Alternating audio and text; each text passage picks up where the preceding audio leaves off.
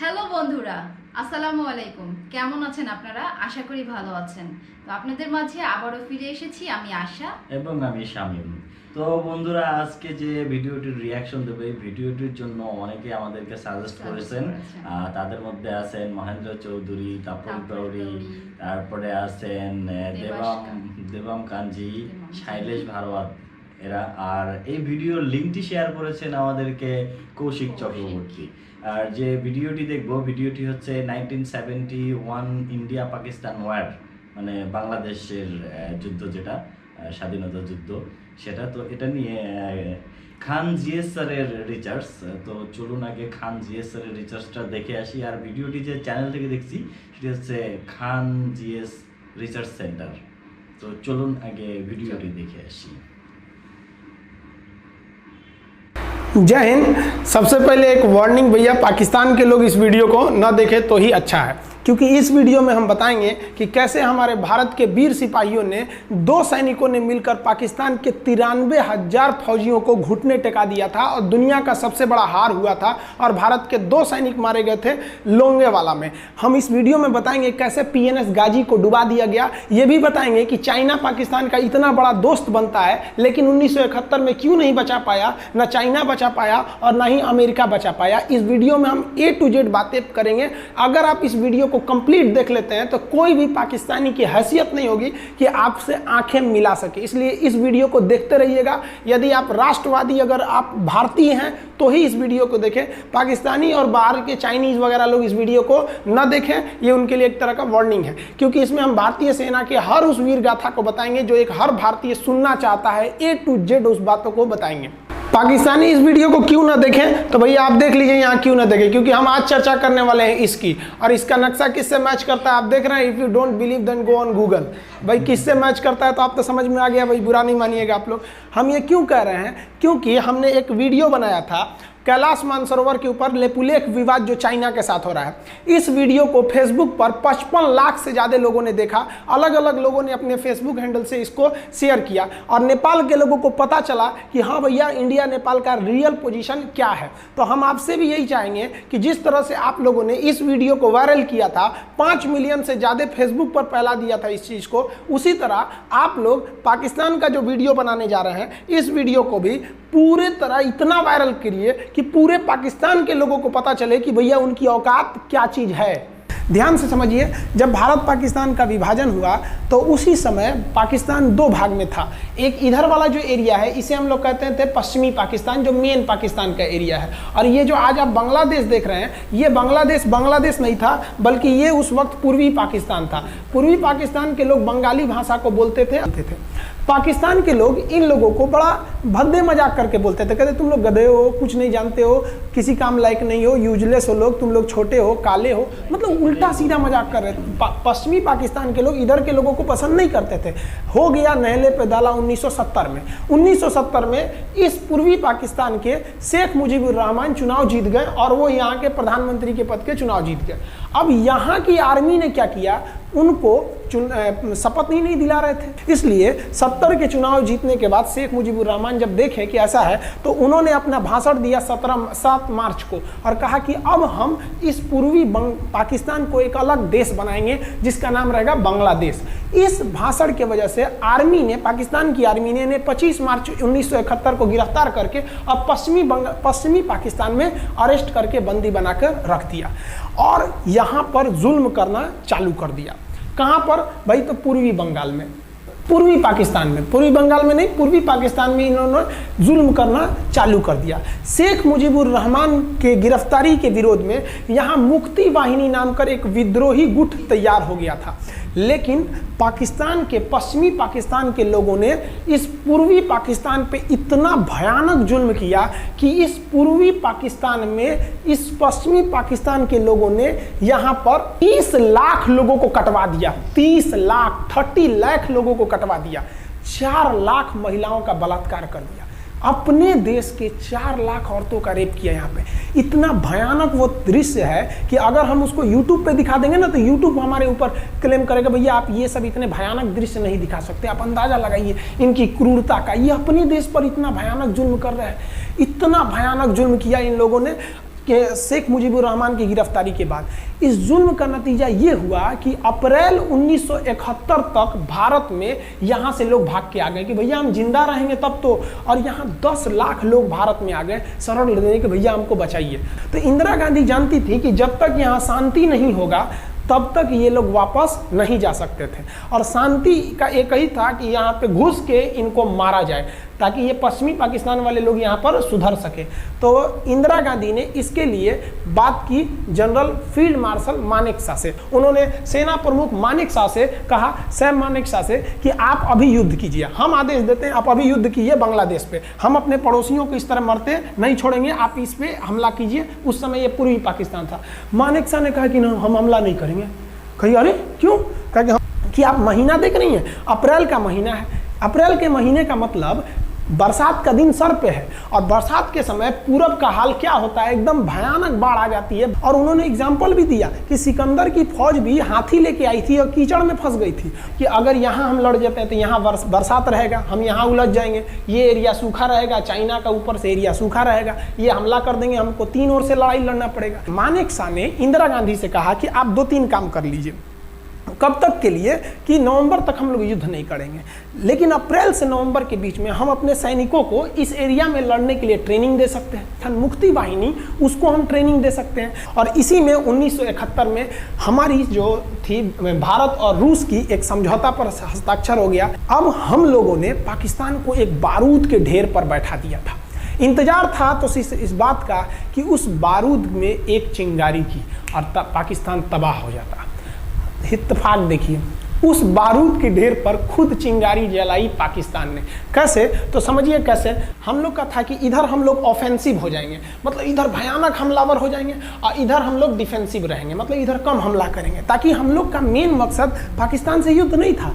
हमारा मेन मकसद था हमारे अपने बांग्लादेशी भाइयों पर जो जुल्म हो रहा था, जो उनकी बहनों को रेप हो रहा था, इतना भयानक किया था वहाँ पर पाकिस्तानियों ने कि बाप के सामने बेटी का रेप करते थे, और उसके बाद बाप को मार के कहते थे तू भी रेप कर। इतना मतलब मानवता पूरी खत्म कर दिया गया वहाँ पर। तो भारत ने कहा कि इधर हम डिफेंसिव रहेंगे।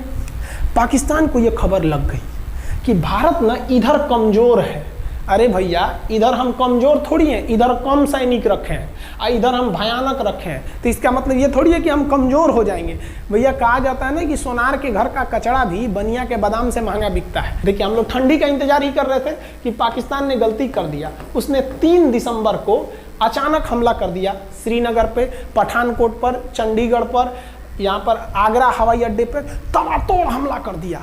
एयरफोर्स का इतना भयानक हमला पाकिस्तान का भारत पर हुआ कि भारत देखते रह गया। धड़ धड़ पाकिस्तान की जहाजें एंट्री मार गई सब भारत में, उसकी एयरफोर्स एंट्री कर दी। इतना भयानक हमला था, इतना भयानक कि भारत का एक भी सैनिक नहीं मरा।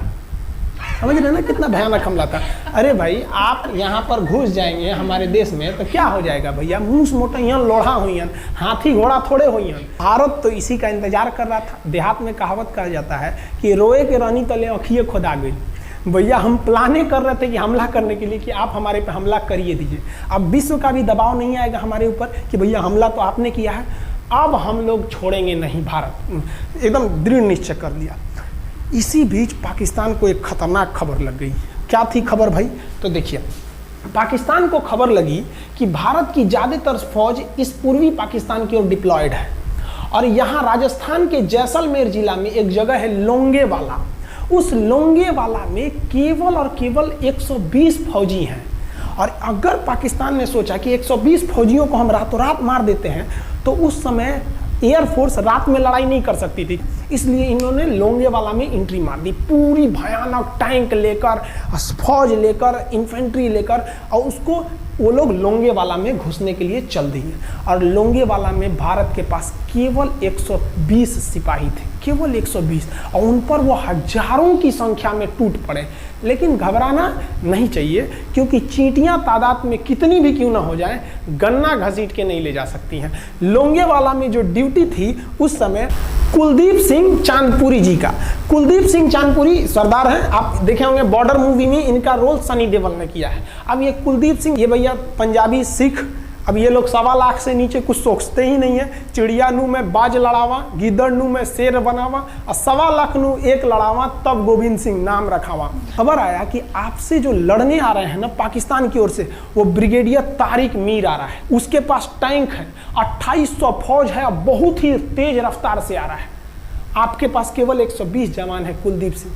आप पीछे हट जाइए, आप पीछे हट जाइए, क्योंकि आपको हम ना, आप बहादुर हैं इसमें नो डाउट, लेकिन आप कैसे लड़िएगा उतनी भयानक फौज के पास से। यहाँ उन्होंने कहा खालसा सिख है, नहीं हट सकते हम दिखा देंगे कि हम 120 भी उन पर क्या पड़ेंगे, भारी पड़ेंगे। इनके पास ना ही टैंक को उड़ाने के लिए कोई संसाधन थे, टैंक को मारने के लिए एक जीप पर लगा हुआ छोटा सा तोप था, और इनके पास 3 ठो माइंस लगे थे। माइंस समझते हैं आप लोग, टैंक जो होता है ना बम, उसको उड़ाने के लिए माइंस लगाए जाते हैं। तो देखिए ध्यान से, ये है माइंस, ये माइंस होते हैं। इस पर अगर टैंक चढ़ता है ना तो टैंक ब्लास्ट कर जाता है। तब इन्होंने दिमाग लगाया, इन्होंने क्या किया, जो खाली रेगिस्तान था ना उसमें ना आगे की ओर 3 ठो ओरिजिनल माइंस को लगा दिया, और जो खाना खाने वाला टिफिन होता है ना 4 खंदे वाला, इसे उस टिफिन को इन लोगों ने रातों रात ना बिछा दिया ऐसे लाइन से। देखिए लाइन से पाकिस्तान की टैंक आई तो शुरुआत में तो भैया ओरिजिनल माइंस था, धड़ाम से लगा, पाकिस्तान की टैंक उड़ गई।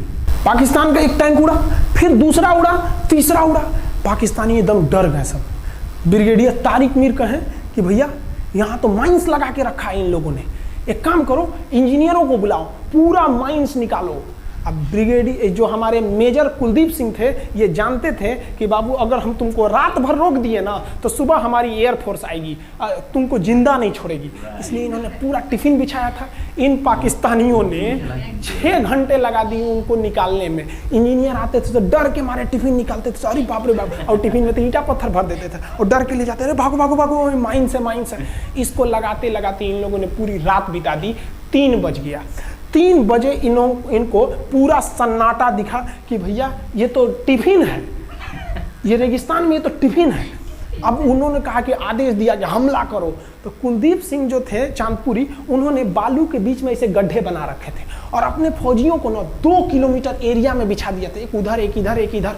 तो चारों ओर से फायरिंग होती थी। पाकिस्तानियों को लगी ना कि भैया हमको गलत इंफॉर्मेशन मिल गया है, 120 गो मिल के ऐसे थोड़े मारेगा सब। सोच रहा उधर से गोली इधर से गोली, धड़ाधड़ बम गोला दारू सब चल रहा है यहाँ पर। इतना भयानक कहीं कोई 120 आदमी मिल के ऐसे मारता है? नहीं भाई, इतना भयानक ऐसे सुनसान एरिया में कहाँ से कौन मार रहा है, एकदम तबाही मचा दिया। कुलदीप सिंह चांदपुरी ने क्या तबाही मचाया था आप देखना चाहते हैं तो देखिए उन लोगों ने क्या तबाही मचाया था। ये है पाकिस्तान का टैंक, ये धज्जी उड़ गया था टैंक का, थुथुर तूर दिया इसका यहाँ पे। ये देखिए टैंक का, पाकिस्तानी देख रहे हैं कि भैया सब चक्का उक्का फेंका गया। बताइए ये चांदपुरी साहब कैसा करना चाहिए? ये कोई वीडियो गेम खेल रहे हैं, मार के धज्जी उड़ा दिया। पाकिस्तान बच्चा है, अपने बच्चा है, बिगड़ गया, आराम से मारिए। ऐसे एकदम धज्जी उड़ा दिए हैं बेचारा सबको।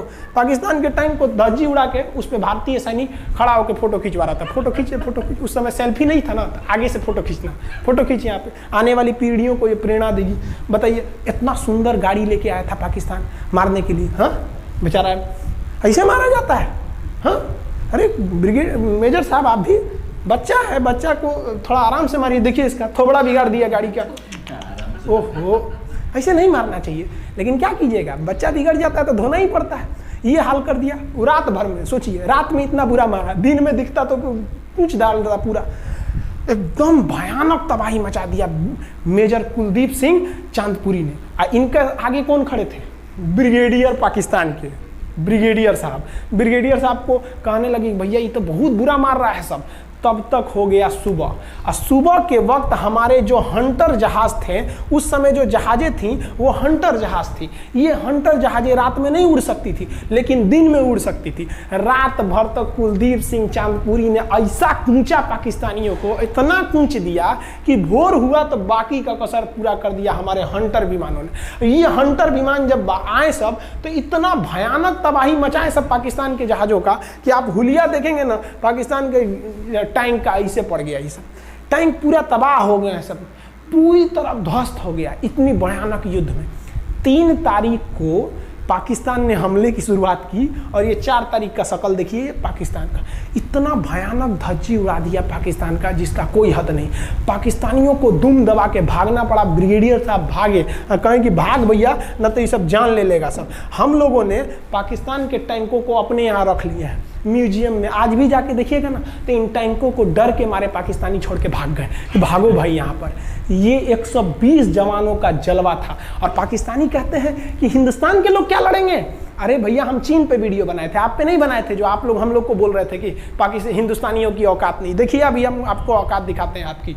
ये आपका टैंक है, आके ले जाइए, हिम्मत है तो लेके जाके दिखाइए यहाँ पर। हाल तो ये हो गया था ना कि हम लोगों ने जो पाकिस्तानियों की जान ली थी ना, डर के मारे वो लाश उठाने नहीं आए थे, लाश को गिद्ध खा गए थे सब। हम लोग बोल रहे थे कि भैया हम गोली नहीं चलाएंगे, लाश लेके चल जाओ। हम नहीं जाएंगे, तुम लोग रेगिस्तान को कब्रिस्तान बना दिए हो। रेगिस्तान को कब्रिस्तान हम लोग हमला करने आए थे, शुरुआत तो तुमने किया था यहाँ पे। तो ये गिद्ध खाए थे सब, सफाई उफाई का काम ये किए थे सब। अब पाकिस्तान हम लोग को धमकी देता है। आज भी वो नहीं सुधरे हैं। आज भी हमने जो चाइना पे वीडियो बनाया था उस पर वो हमको धमकी देता है कि भारत की आर्मी कुछ नहीं कर सकती। अरे भैया आप सोचिएगा भी मत, अभी के समय में तो मत सोचिएगा। जानते हैं क्यों? देख लीजिए इधर अभी कौन बैठा है भारत में, समझ में आ रहा है? आप लोग तो पहले पाकिस्तान वाले लोग इस बात पर रिसर्च कीजिए कि इनमें ज़्यादा खतरनाक कौन है आपके लिए। हमको तो यही ज़्यादा खतरनाक लगते हैं भाई, समझ में आया आप लोग को? तो अभी देखिए ध्यान से, यहाँ पर पाकिस्तान ने जो हार हुई थी लोंगेवाला में, ये हार में पाकिस्तान की तो कमर टूटी और पाकिस्तान का पूरा मनोबल टूट गया कि ससुरा 120 गो मिल के ऐसे कैसे धो दिया सब। बताइए इतना भयानक धोया जाता है। तो ये शुरुआत तो इन्होंने किया 3 तारीख को, 4 तारीख को हमने धो दिया। अब बचा नेवी कही कि भैया आर्मी को मौका दिए, एयरफोर्स को मौका दिए। रात में आर्मी धोई, सुबह में एयरफोर्स धोई, हम नहीं धोएंगे क्या? हम भी धोएंगे। नेवी कब पहुंची? 5 दिसंबर 1971 को कराची पहुंच गए।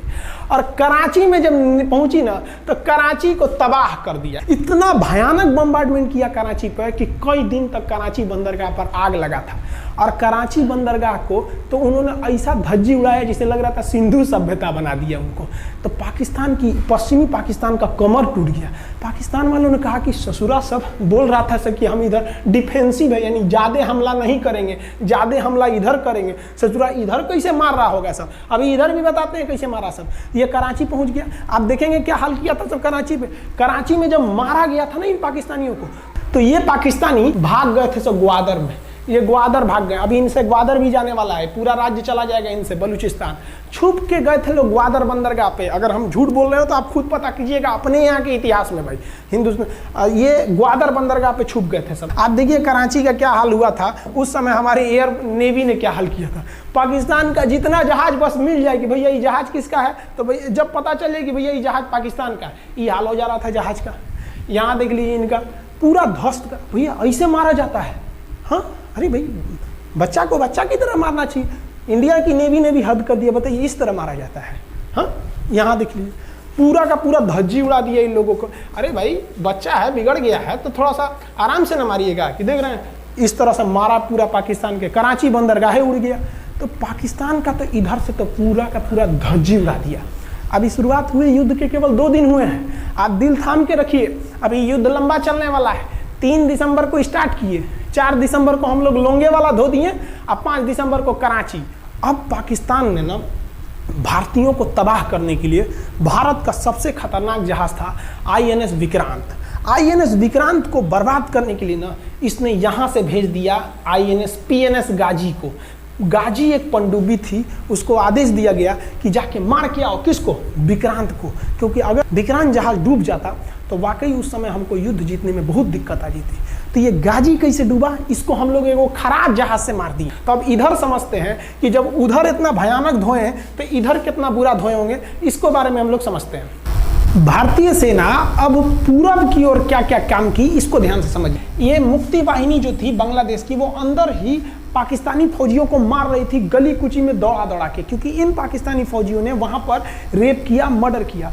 और इनका साथ दे रही थी इधर से हमारी इंडियन आर्मी और ऊपर से हमारा एयरफोर्स। ये तबाह कर दिए थे, इनको भागने के लिए भी जगह नहीं था। और इसी में इनका सबसे बड़ा सरदर्द बन गया था इंडियन नेवी, क्योंकि इनको जो मदद थी, देखिए ये पूर्वी पाकिस्तान है, इनको मदद जब भी मिलेगी तो इधर से ही मिलेगा। अब बताइए, यहाँ से तो कोई जाएगा नहीं, बेवकूफ़ भी नहीं होगा जो इधर से मदद करने जाएगा, रास्ते में ही एयरफोर्स मार के गिरा देती थी, ट्रक वगैरह जाएगा नहीं, तो नेवी से ये इन लोग मदद देते थे। भैया यहाँ पे जो इनके फौजी लड़ रहे थे उनको खाना पीना भी खत्म हो गया था।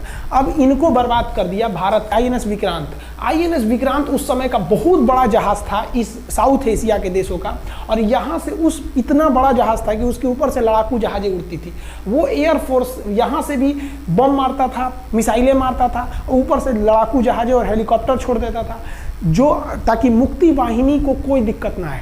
मुक्ति वाहिनी मारती थी और आर्मी पूरी तरह से उसने यहाँ से हमारा विक्रांत ने चटगांव बंदरगाह को तबाह कर दिया। अब बांग्लादेश का देखिएगा वर्तमान में, उस समय तो पूर्वी पाकिस्तान था, ये चटगांव उस समय पाकिस्तानी आर्मी नेवी का एक बहुत बड़ा केंद्र था। इधर हम लोग ने उड़ा दिया कराची, इधर उड़ा दिया हम लोग ने चटगांव। अब मुक्ति वाहिनी को कोई खास दिक्कत नहीं आ रहा था। अब पाकिस्तान ने कहा कि हर हाल में इस विक्रांत को बर्बाद करो। देखिए ये विक्रांत है, विक्रांत जहाज जो था, इस पे से इसके ऊपर देखिए आपको लड़ाकू जहाजें दिखेंगी। पीएनएस गाजी को क्या आदेश दिया गया था भाई, कि तुमको जाना है और इस विक्रांत को बंगाल की खाड़ी में जाने के बाद इसी में डुबा देना है। अब पाकिस्तान वालों का इतना दिन तो अच्छा था नहीं, भारतीय खुफिया एजेंसी को पता चल गया कि पाकिस्तान की पनडुब्बी वो समुद्र के अंदर अंदर चलती है, उसको साइलेंट किलर कहा जाता है। पाकिस्तान की पनडुब्बी चल दी है पश्चिमी पाकिस्तान से बंगाल की खाड़ी की ओर, ये अरब सागर से बंगाल की खाड़ी की ओर चल दिया।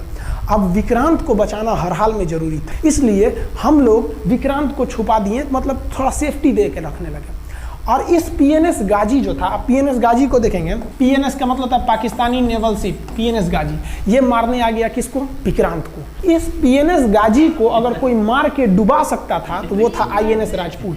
लेकिन ये जो आईएनएस राजपूत आप इमेज में देख रहे हैं, ये उस समय समस्या क्या था इस आईएनएस राजपूत के साथ, क्योंकि इसके इंजन में कुछ खराबी आ गई थी और ये बिगड़ गया था, और बिगड़ के इसको विशाखापट्टनम पे बनाया जा रहा था, रिपेयर किया जा रहा था, इंजन ही गड़बड़ हो गया था। तो भारतीयों का यहीं पे दिमाग काम आया। भारतीयों ने सोचा क्यों ना हम पीएनएस गाजी को खुद बुला के लाएं, कहाँ पर, विशाखापट्टनम पे। तो लोगों ने कहा कि भैया ये आएगा विशाखापट्टनम में, कि आओ आईएनएस राजपूत हमको मार दो। कहा कि नहीं, देखिए कैसे आएगा। भारतीयों को पता था कि हिंदुस्तान में पाकिस्तानियों के कुछ ना कुछ जासूस होंगे और वो पाकिस्तान को पल पल की खबर दे रहे होंगे। भारतीयों ने क्या किया, आईएनएस विक्रांत के जितने भी अधिकारी थे उनसे कहा कि आप लोग अपने अपने घर फ़ोन कीजिए कि हम विशाखापट्टनम आ रहे हैं, तुम लोग हमको छुट्टी मिला है, विशाखापट्टनम में 10 दिन रुकेंगे, हमारे लिए तुम लोग खाना पीना अच्छा से बनाओ। लड़कों से उन लोगों को खबर खिला दिया। विशाखापट्टनम में जितने मछुआरे थे उनको कहा गया कि आप लोग हट जाइए, बहुत बड़ा जहाज आने वाला है, बहुत बड़ा जहाज विक्रांत आ रहा है, यहाँ पे आप लोग खाली कर दीजिए, आईएनएस विक्रांत आ रहा है। यहाँ पर क्या किया गया, ऑर्डर दिया गया, बहुत सारे फल सब्जी अंडा ब्रेड, कि भैया ये इतने बड़े जहाज के लिए जा रहा है, 6 महीने का खाना चाहिए। ये खबर आग की तरह फैल गई पाकिस्तानियों को।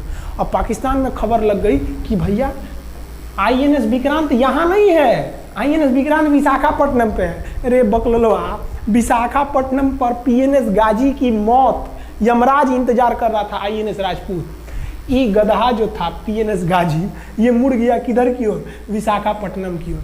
और विशाखापट्टनम पर चुपचाप शांति से खड़ा हुआ जहाज आईएनएस राजपूत इंतजार कर रहा था। तो पानी के अंदर अंदर आओ, ये अभी बाहर निकला हुआ है, पानी के अंदर रहती है। और फिर आईएनएस राजपूत देखा कि ये आ रहे हैं, वो आईएनएस राजपूत को मारता कि इससे पहले ही आईएनएस राजपूत मार के तबाह कर दिया पीएनएस गाजी को। पीएनएस गाजी पर को डूबने के बाद पाकिस्तान को बहुत बड़ा सदमा लग गया। पाकिस्तान को यह एहसास हो गया कि अब हम कभी नहीं जीत सकते हैं, क्योंकि ये पीएनएस गाजी अमेरिका से खरीदा हुआ एक बहुत ही शक्तिशाली पनडुब्बी थी जिसे कोई डुबा नहीं सकता था, और हम लोगों ने उसको इस जहाज से डुबाया जो जहाज खराब हो चुका था, जिसका इंजन खराब था। भारतीय सेना का मोराल पूरे 7वें आसमान पर था और पाकिस्तानी दिन पर दिन बर्बाद हो रहे थे। अब पाकिस्तानियों को लगा अब क्या करेंगे, तो पाकिस्तानियों ने अमेरिका में फ़ोन किया, भैया आप कुछ कीजिए। तो अमेरिका ने ना यूएनओ में मुद्दा उठा दिया, यूनाइटेड नेशन ऑर्गेनाइजेशन, इसकी जो सिक्योरिटी काउंसिल है, सुरक्षा परिषद, इसमें कह दिया पूर्वी पाकिस्तान पर जुल्म कर रहा है, मार रहा है।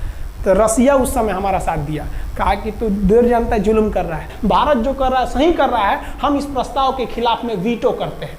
वीटो अगर कोई देश, 5 देश को वीटो है, इस पर अलग चर्चा करेंगे, अगर किसी ने वीटो कर दिया तो वो प्रस्ताव रद्द हो जाता है। तो पाकिस्तान की एक और उम्मीद यहाँ पर अपना दम तोड़ दी। अब पाकिस्तान कहा अमेरिका से कि भैया आप ही हमको बचा लीजिए। तो अमेरिका ना पाकिस्तान की ओर से भारत पर हमला करने के लिए अपना सबसे खतरनाक जहाज भेज दिया, 7वां बेड़ा। देखेंगे 7वां बेड़ा को, अगर इतना भयानक था 7वां बेड़ा, ये अमेरिका का साथ अकेले चलता ही नहीं था, इतनी पूरी फौज के साथ, नेवी के साथ चलता था। ये किस लिए आया था? विक्रांत को डुबाने के लिए, और इसका साइज विक्रांत से डबल था। इसके आगे विक्रांत नहीं टिक पाता।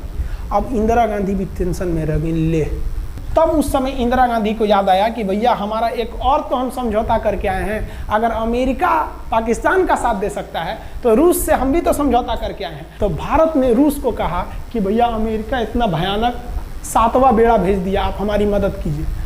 तो रूस ने कहा टेंशन क्या लेते हो, देखो हम बोलते हैं। रूस ने परमाणु पनडुब्बी भेज दी और रूस ने अपना 40वां बेड़ा भेज दिया। आप देखेंगे ये रूस का 40वां बेड़ा है।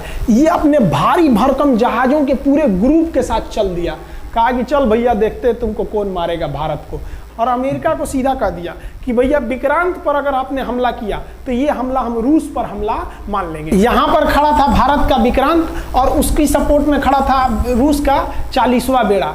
और रूस ने यमन से अपनी एयरफोर्स को भी कह दिया था कि भैया तुम भारत की देखभाल करना। तो भारत की सुरक्षा के लिए इतने लोग, और अमेरिका अपना 7वां बेड़ा लेके यहाँ मुंह देख रहा था, और ब्रिटेन ने भी अपने ईगल नाम के बेड़ा को भी भेज दिया था। तो ये 2 लोग हमारे खिलाफ आ गए थे लड़ने के लिए। कि अब बताइए, हम लोग बांग्लादेश की भलाई सोच रहे थे, और अमेरिका का 7वां बेड़ा और रूस का ब्रिटेन का ईगल हम लोग के खिलाफ था, और हमारा अपना विक्रांत और रूस की एयरफोर्स और उसकी 40वां बेड़ा हमारे साथ थी। ये पूरी तरह से बाउंड्री बना दिया था 40वां बेड़ा।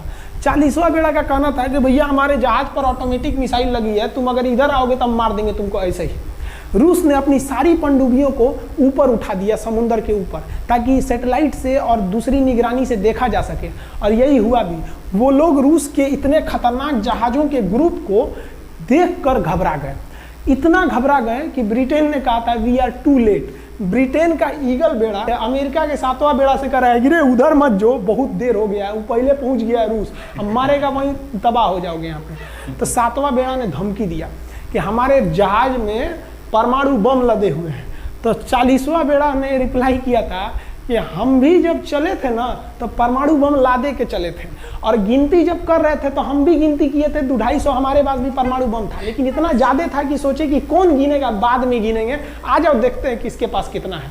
तो रूस ने हमसे सच्ची दोस्ती निभाई थी, और इधर शेख मुजीबुर रहमान की जो मुक्ति वाहिनी थी वो अपना काम कर रही थी। अब भारत आर पार की लड़ाई में था, पाकिस्तान हर मोर्चे पर हारते जा रहा था। भारत सरकार ने पाकिस्तान पर मनोवैज्ञानिक दबाव बनाने के लिए निर्मलजीत सिंह अरोड़ा ने एक प्लान बनाया। उन्होंने एयरफोर्स को पूर्वी पाकिस्तान यानी जो अभी बांग्लादेश है तो ढाका के ऊपर एयर ड्रॉप करा दिया, हवाई जहाज से सैनिकों को उतार दिया, और उन सैनिकों के भेष में उसमें सैनिक कम थे और उसमें केवल पुतलों को नीचे उतारा गया था। ये केवल इंडियन आर्मी जान रही थी कि पुतला नीचे उतरा है सर, लेकिन मीडिया ने तो इसको खबर को आग की तरह फैला दिया। और इसमें हम धन्यवाद देना चाहेंगे हाथ जोड़कर BBC न्यूज का। और BBC ने ये छाप दिया कि इंडियन एयरफोर्स ने ढाका पर 5000 एयर ड्रॉप करा दिया फौजियों को। अब ये गली गली खोज खोज के पाकिस्तानी फौजियों को मारेंगे कि तुम क्यों मार रहे हो हमारे बांग्लादेशी भाइयों को। और बांग्लादेश की मुक्ति वाहिनी वैसे ही उनके पीछे पड़ी हुई थी पाकिस्तानियों के।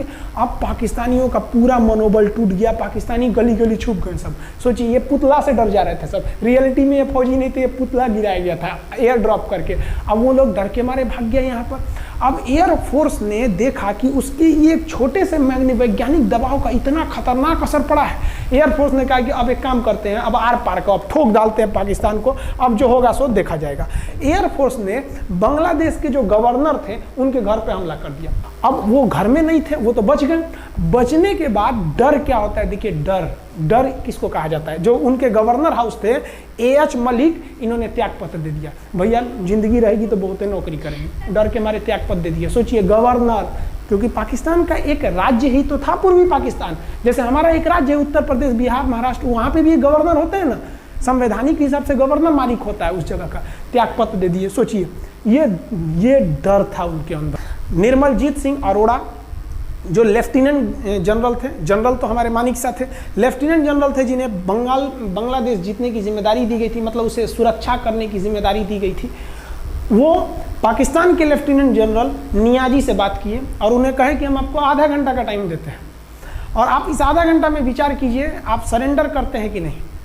अगर आप सरेंडर कर देंगे तो हम आपको गारंटी देते हैं कि आपके सैनिकों को जिंदा रखा जाएगा, और अगर आप हमारी बात को नहीं मानेंगे, देखिए गवर्नर साहब के घर है, कोई ठीक नहीं है, आपके घर पे भी यही हो जाएगा।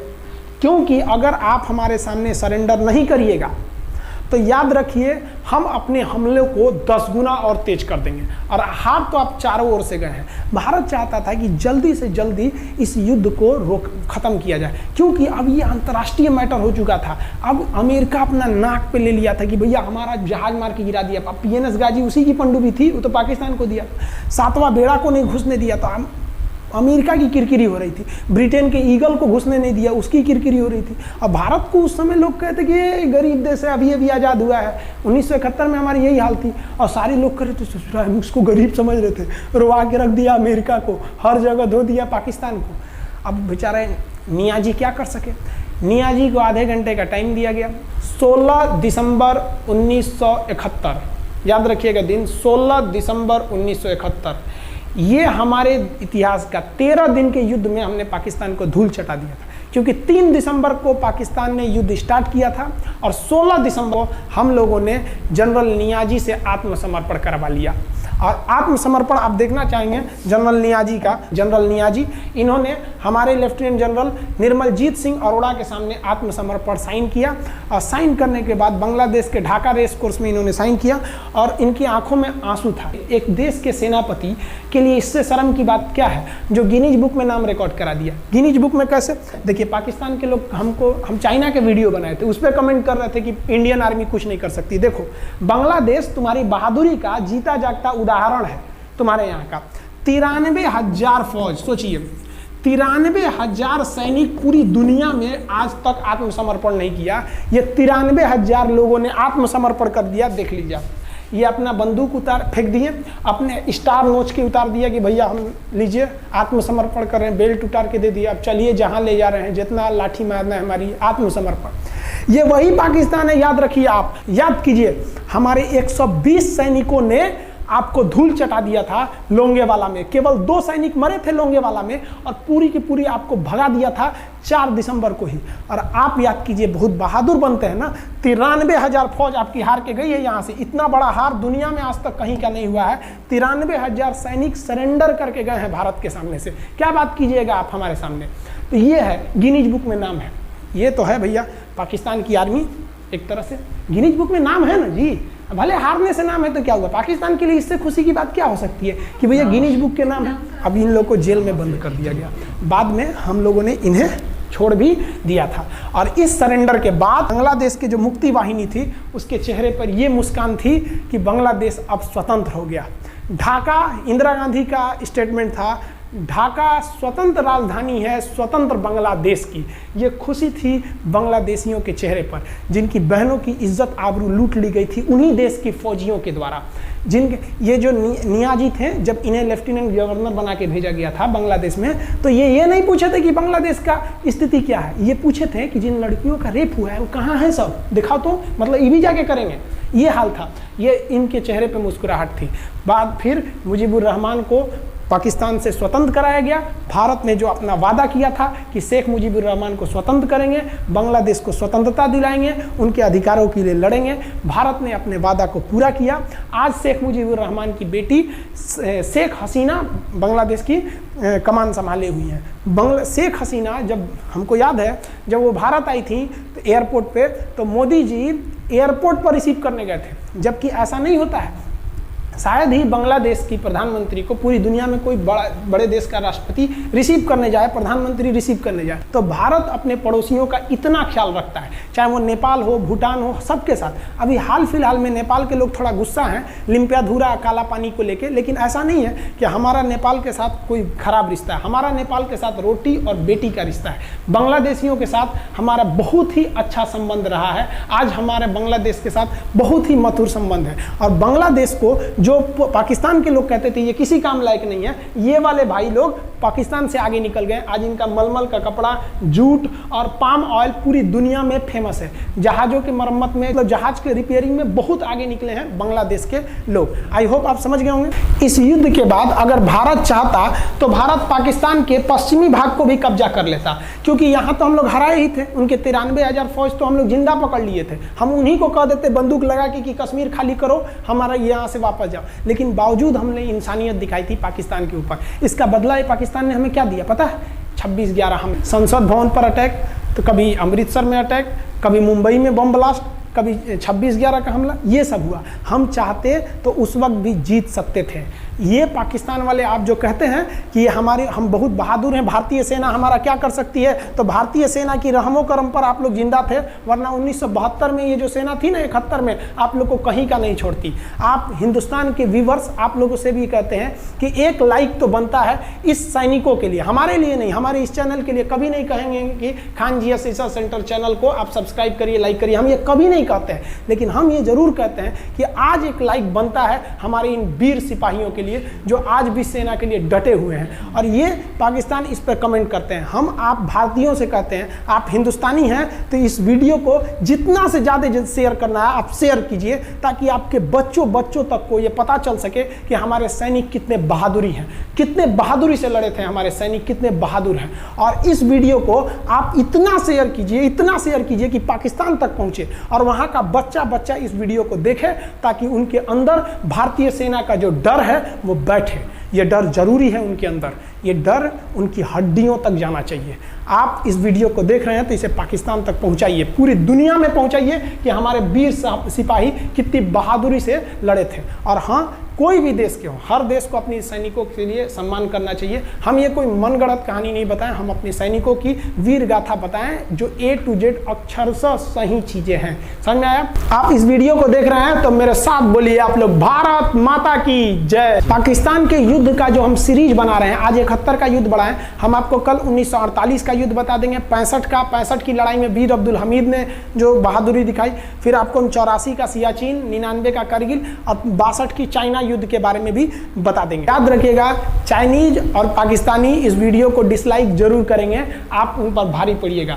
ये वीडियो आप संभाल के रखिएगा, अपनी पीढ़ियों को दिखाइएगा कि हमारी सेना कितनी बहादुर थी। एक सैल्यूट हम अपने वीर जवानों के लिए। जय हिंद। हम बहुत ही सौभाग्यशाली हैं जो ऊपर वाले ने हमें हिंदुस्तानी बनाया। I proud to be Indian. जय हिंद। আসলে এই ভিডিওটার উপরে বলার কোনো ভাষা নেই, না কি বলবো? ভাষা নেই। সর্বপ্রথম যেটা বলবো, thanks to Khan GS sir. আসলে খুব চমৎকার ভাবে বিষয়টি আমাদের কাছে উপস্থাপনটা অনেক বড় বিষয়। আর 1971 এর যুদ্ধ নিয়ে আমি যতটুকু জানতাম, তার ভিতরে হ্যাঁ এটা জানতাম যে ইন্ডিয়ার সাহায্য ছাড়া কখনোই বাংলাদেশ হতে পারতো না। কিন্তু এখানে যেভাবে বোঝানো হয়েছে, এক্সপ্লেন করা হয়েছে, এটা আসলে অসাধারণ। এভাবে জানতাম না সত্যি। এখানে যে জিনিসটা দেখলাম, আমি একটা জিনিস সবসময় ভাবতাম যে পাকিস্তানের সাথে তো বাংলাদেশের কোনো বর্ডার নাই, তাহলে পাকিস্তান কিভাবে এখানে এসে যুদ্ধ করলো? ইন্ডিয়ার উপর দিয়ে কি পাকিস্তানের আসা পসিবল না। আর সাগর, দ্বিতীয় রাস্তাটা হচ্ছে সাগর পথ দিয়ে, তো সাগর পথটাই তারা বেশি ব্যবহার করছে। আর বাংলাদেশের জনগণ বা আজকালকার নিউ জেনারেশন যারা মনে করে যে বাংলাদেশকে শুধুমাত্র মুক্তি বাহিনী স্বাধীন করেছে, এটা কিন্তু অবশ্যই ভুল। হ্যাঁ, মুক্তি বাহিনীর অবদান অনেক অবদান। মুক্তি বাহিনীরা দেশের জন্য প্রাণ দিয়েছে, তাদেরকে অবশ্যই সম্মান করছি। তারা না থাকলে হতো না, এটা ঠিক। কিন্তু এটাও ঠিক যে ইন্ডিয়ার সহযোগিতা না থাকলে বাংলাদেশ কখনোই স্বাধীন হতে পারতো না। কারণ সেই সময়ে আমাদের হাতে কি ছিল?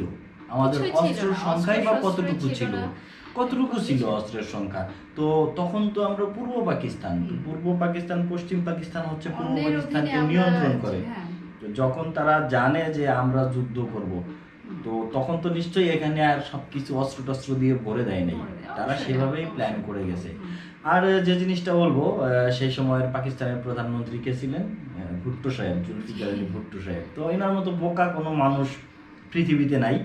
কেন বোকা বলছি? এই কারণে যে বঙ্গবন্ধু শেখ মুজিবুর রহমান উনি কিন্তু যুদ্ধ চাননি, উনি চেয়েছিলেন যে পূর্ব পাকিস্তানের জনগণের প্রতিনিধির কাছে ক্ষমতা হস্তান্তর করতে। তো জনগণের প্রতিনিধির কাছে উনি ক্ষমতা হস্তান্তর করতে রাজি না। তো এর থেকে বোকা আছে, সে যুদ্ধ করছে, যুদ্ধ করতে গেছে, তাও যুদ্ধটাও করছে ঠিক আছে। এমনই বোকা মানুষ যে যুদ্ধ করতে হবে যাকে গিয়ে এমন একটা দেশের বুকের উপর দিয়ে যে দেশ জীবনে তাকে কোনোদিন অন্তত সাহায্য করবে না। পাকিস্তানকে কখনো কি করবে আপনারা বলুন? ইন্ডিয়া কি কখনো পাকিস্তানকে সাহায্য করবে? আমার মনে হয় না। জীবন চলে গেলেও না, পৃথিবী ধ্বংস হয়ে গেলেও না। তো বোকার স্বর্গে বসবাস করে বলেই জুলফিকার ভুট্টো আসলে যুদ্ধটা করতে আসছিল পাকিস্তান ইন্ডিয়ার সাথে। তো যুদ্ধ তো আসলে মূলত পূর্ব পাকিস্তান আর পশ্চিম পাকিস্তান হয়নি, যুদ্ধটা হয়েছে মূলত পাকিস্তান ইন্ডিয়া। আর যেহেতু বাংলাদেশ হচ্ছে ইন্ডিয়ার মাঝখানে, একেবারে পেটের ভেতরে ঢুকে আছে বলা চলে। হ্যাঁ, কারণ একটা সাইডে যদি আমাদের সাগরটা না থাকতো তাহলে আমরা কিন্তু টোটালি একদম ইন্ডিয়ার মাঝখানেই থাকতাম। এখন আমাদের 3 দিক দিয়ে ইন্ডিয়া। তো ইন্ডিয়ার পেটের মাঝখানে এসে কেউ খোঁচা দিয়ে দিয়ে যাবে আর ইন্ডিয়া কি সেটা চুপ করে দেখবে? আর সর্বোপরি তারা তো আমার ভাই, আমাদের ভাই, তারা তো আমাদের বন্ধু। আর পাকিস্তানকে ঠিক আছে ইউএস ব্রিটেন সাহায্য করেছে, বাট ইন্ডিয়ার পক্ষে তো রাশিয়া ছিল, এজন্যই আমেরিকাও সাহসটা পায়নি, কারণ রাশিয়ার শক্তি সম্পর্কে নিশ্চয়ই ধারণা আছে সবার। তারপরের কথা হচ্ছে যে ৭১-এর যুদ্ধের জন্য আজ আমরা স্বাধীনভাবে এই বাংলাদেশে বসবাস করছি, এজন্য ইন্ডিয়ার কাছে আমরা অবশ্যই কৃতজ্ঞ। কারণ ইন্ডিয়া যদি আমাদেরকে এই সাপোর্টটা না দিত তাহলে হয়তো আমরা এভাবে স্বাধীনভাবে বসবাস করতে পারতাম না, হয়তো বা জানি না কি হতো, সেটা সেই সময়ই বোঝা যেত। বাট ইন্ডিয়ার জন্যই আমরা স্বাধীনতাটা পেয়েছি। আর হচ্ছে হ্যাঁ, আমার এই কথা শুনে আবার অনেক বাংলাদেশি আছে যারা কিন্তু আজকের পর আমাকে গালাগালি করবে, বলবে আমি ইন্ডিয়ার চামচামি করছি, ইন্ডিয়াকে তেল দিচ্ছি। কিন্তু না ভাই, আপনার বোঝাতে ভুল আছে। আপনি আমাকে না বুঝে গালি দিয়েন না, আপনি আগে ইতিহাসটাকে পড়ুন, ইতিহাসটা জানুন, তারপর গালি দিয়েন। তো সব মিলিয়ে খান জিএস স্যারের রিসার্চ খুবই ভালো লাগলো, অনেক কিছু জানতে পারলাম। আশা করি আপনারাও এখান থেকে অনেক কিছু জানতে পারলেন। আর খান জিএস স্যারের ভিডিওগুলো ফলো করবেন, খান জিএস স্যারের চ্যানেল খান জিএস রিসার্চ সেন্টার চ্যানেলটি ঘুরে আসবেন। উনি ভালো ভালো ভিডিও বানায়, অনেক বিষয় নিয়ে রিসার্চ করে। তো আসলে আর কিছু বলার নেই এই ভিডিওটা নিয়ে, এমনিতেই ভিডিওটি অনেক লং হয়ে গেছে, 40 মিনিট প্লাস। তো আশা করছি ভিডিওটি আপনাদের কাছে ভালো লাগবে। ভালো লাগলে অবশ্যই একটি লাইক দেবেন আর কমেন্টে জানাবেন কেমন লাগলো। আর যেহেতু এটা ইতিহাস, এখানে অনেক তথ্য ইনফরমেশন ভুল থাকতে পারে, বাট আমরা সবকিছু জানি না, সবকিছু জানা হয় না। যতটুকু পড়েছি, যতটুকু শুনেছি তার ভেতর থেকে চেষ্টা করেছি বলার। তো আশা করছি ভালোই লাগবে। তো কেমন লাগলো সেটা কমেন্ট করে জানাবেন। আর আমাদের চ্যানেলটিকে অবশ্যই সাবস্ক্রাইব করবেন। আর যারা অলরেডি সাবস্ক্রাইব করেছেন তাদেরকে অসংখ্য ধন্যবাদ। তো ভালো থাকবেন, অন্যকে ভালো রাখবেন এবং নিরাপদে থাকবেন। আজকের মতো বিদায় নিচ্ছি, আল্লাহ হাফেজ।